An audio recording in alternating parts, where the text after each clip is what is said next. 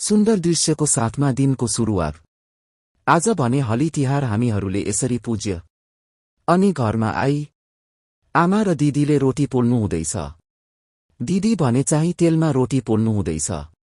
रोटी पोल्नु एकदम गाह्रो छ, किनभने तातो तेल र आगोको राफले गर्दा। र आमाले चाहिँ घिउमा पोल्नु हुँदैछ रोटी। आज चाहिँ देउसी खेल्नु पनि जानुपर्छ। यसर्थ मैले पुरै भिडियो बनाउन पाएन। र 5औं दिनमा चाहिँ भाइटिका हो। यसरी हामीलाई भाइ खान्दिरहेका छ। सानो बहिनीले र बाबालाई अनि मलाई र आमालाई भाइटिका लगाउन भइरहेको छ। यसपालिको तिहार भने यसरी नै मनोरञ्जन लिइरहेका छ सबैले। पहिलो टीका चाहिँ बाबाले लगाउनु भयो, अनि बहिनीको दाजुले, अनि बहिनीको आमा बाबाले। त्यसपछि मेरो पालो आयो। मलाई यसरी पुस्नुभयो।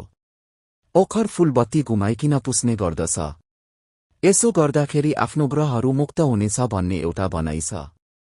त्यहाँदेखि मेरो आमाको पालो आयो। यसरी पुस्नुभयो आमालाई। यसपालिको तिहार भने यसरी नै मनोरञ्जन लिइरहेका छ सबैले। धन्यवाद तपाईहरूलाई मेरो भिडियो हेरिदिनु भएकोमा। लाइक, कमेन्ट, शेयर अनि फलो गरिदिनुहोला।